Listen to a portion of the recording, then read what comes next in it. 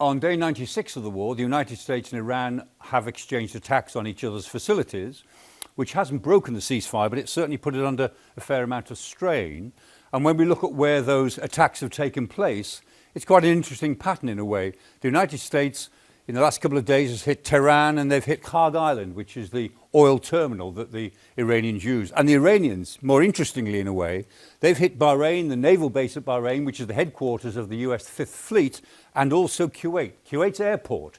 They hit one of the terminal buildings, one person is dead, at least 64 are injured. That's a pretty major attack. And what the Iranians are doing is indicating, I think, that they are still in the game militarily, and they will attack America's bases. This is what Ayatollah Khamenei had said. He said all these American bases must now be regarded as vulnerable by the Americans. The Iranians are trying to indicate that that is the case, even though not all of their missiles and drones actually get through. More interestingly, the attention recently has concentrated on Qeshm Island. Now, Qeshm Island is really important, as you can see, to the Strait of Hormuz. From Qeshm Island, you can control the channel through the Strait of Hormuz itself. So what the Iranians are saying is that all of the ships that come through the Strait of Hormuz have got to actually take this route round either north or south of Larak Island before they get out of the straits themselves, because the Iranians have mined the southern areas. They're making sure that everything goes through the northern area that they can control. And Qeshm Island is really important to that. And one of the reasons that Qeshm Island is so important is because it's a big place. It's the biggest of the islands in the Gulf. About 150,000 people live there. There are villages and small towns on it. It produces quite good fruit. It produces salt. There's lots of tourism. It's a very pleasant place. In the 19th century, at least one English Bible thought that it was the site of the original Garden of Eden. Such a nice place to be. There are no Iranian Navy facilities on Qeshm Island, but the Islamic Revolutionary Guard Corps has tunnels, lots of them, on Qeshm Island. And in those tunnels, it is widely understood that they have drones, they have anti-ship missiles, they have launching facilities, they have miniature submarines, they have fast attack craft to swarm against against vessels passing through the Strait of Hormuz. And they've got radar sites on Qeshm Island. In the last 36 hours, the Americans have hit what they say are radar facilities on the island. We've only got their word for it, but there's no reason to disbelieve it.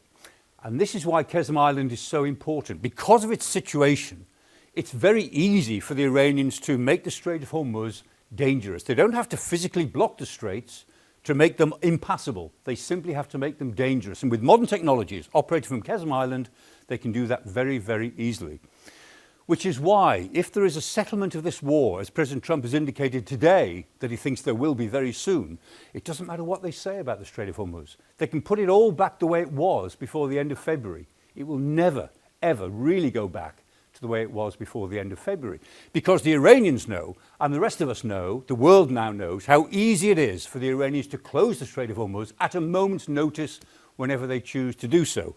And that is a really important point for the rest of the world and for international law. International law is largely based on maritime law that evolved a couple of hundred years ago, which said that all ships were entitled to free passage in the seas of the world. That was fundamental to world trade. Look how many other straits there are in the world.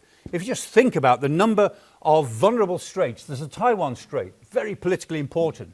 There's the Malacca Strait, very, very busy. In addition to the Hormuz Straits, there's the Bab el-Mandeb Strait at the foot of the Red Sea.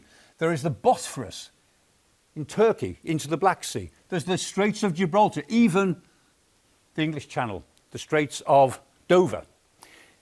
Of course, there are canals as well. There's the Suez Canal and the Panama Canal off this map. Now, they're canals. They're not nature's gift to us. They were built by somebody. Somebody paid for them. They're owned by somebody, so the legal issues are a bit different. But in all of these other straits, there is now a question mark, because even if the Strait of Hormuz officially goes back to normal, it never will go back to normal. And if the Strait of Hormuz doesn't go back to normal, then nothing else will. And the fact is, what happens in the Strait of Hormuz in the next few years at the end of this crisis will have a pretty big implication for what happens to all the other straits in the world and to the future of international law.